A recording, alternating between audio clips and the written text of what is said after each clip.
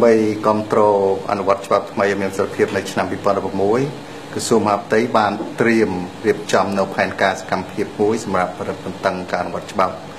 ដែលនឹងធ្វើឡើងនៅទូទាំងប្រទេសដោយនគរបាលចរាចរណ៍ផ្លូវគោក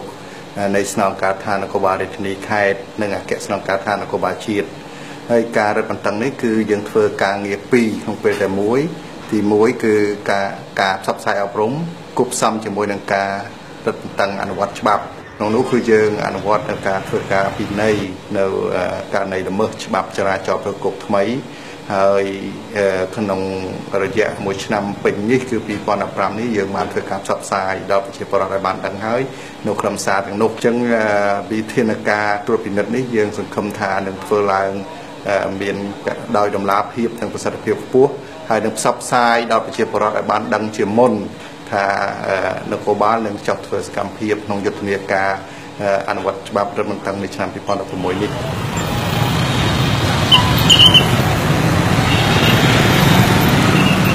ជាពិសេសនៅថ្ងៃទី1 ខែ 1 ឆ្នាំ 2016 នេះគឺថាគឺចាប់ផ្ដើមរឹតបន្តឹងនៃការផាកពិន័យដូចជាក្នុងមាត្រា 8 ចំណុចទី 8 នោះគេនិយាយអំពីការបើកបរតូចក្រយានយន្តនិងអ្នករួមដំណើរត្រូវតែពាក់មួកការពារសុវត្ថិភាពបើមិនពាក់មួកការពារទេសមត្ថកិច្ចនឹងចាប់ផ្ដើមធ្វើការផាកពិន័យតាមគោលការណ៍ច្បាប់ហើយនៅក្នុងទូដែរក៏មាននៅក្នុងមាត្រា 66 ដែលចែងអំពីការខាត់ជាជំនិះដើម្បីធ្វើការផាកពិន័យទៅតាមផ្លូវច្បាប់ឧទាហរណ៍ថាគាត់បើកបរក្រោមឥទ្ធិពលនៃជាតិសង្វឹងចាប់ពី 0.25 ដល់ 39 មានន័យថាសមត្ថកិច្ចគាត់មធ្យោបាយទុករយៈពេល 3 ថ្ងៃហើយធ្វើការផាកពិន័យទៅតាមផ្លូវច្បាប់ម៉ូតូនេះគេថាផាកពិន័យ 30,000 រៀលរថយន្តធុនស្រាលចំនួន 60,000 រៀលនិងរថយន្តធុនធ្ងន់ចំនួន 125,000 រៀលក្នុងនោះផងដែរប្រសិនបើគាត់វិសាជារកុលបើកបរហើយវិសាជារកុលដែលមានអត្រាជារកុលខ្ពស់ចាប់ពី 0.40 ឡើងទៅមានន័យថាសមត្ថកិច្ចខាត់ខ្លួនរៀបចំសំណុំរឿងបញ្ជូនទៅតុលាការដើម្បីចាត់ការតាមផ្លូវច្បាប់ពីយប់នេះក្រៅពីមុខនិងកញ្ចក់គឺយើងទៅពិនិត្យចិត្តស្រវឹងមួយទៀតការទៅចិត្តស្រវឹងគឺរួមចំណែកកាត់បន្ថយគ្រោះថ្នាក់ចរាចរណ៍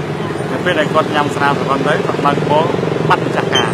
យើងធ្វើការអប់រំណែនាំគាត់ដូចចិត្តស្រវឹងឃើញកាលណាឃើញហើយយើងទុកគាត់អប់រំណែនាំគាត់និងផាកពិន័យគាត់តាមច្បាប់តែបានយើងផាកច្បាប់ចាញ់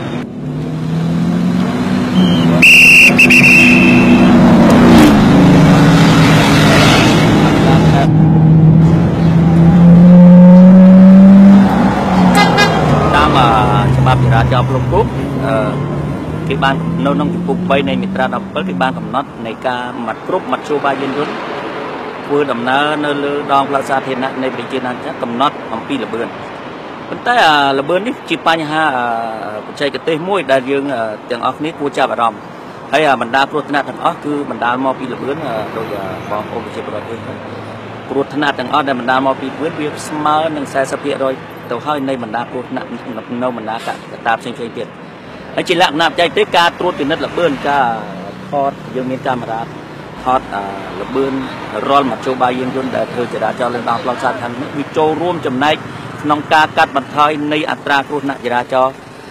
របស់ប្រជាណាចក្រកម្ពុជាយើងបានមួយចំណែកក្នុងនោះយើងបានបន្ថយអេរិយាប័ត្រចំពោះអ្នកបើកបរដែល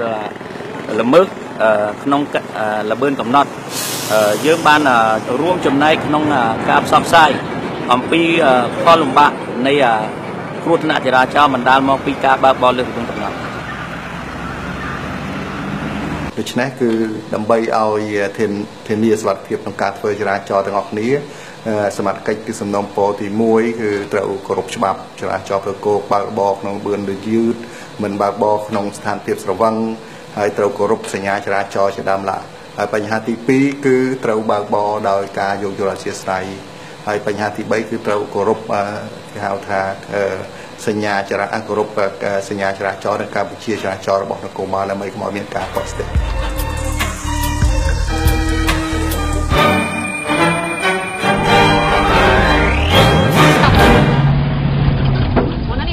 Mana ni?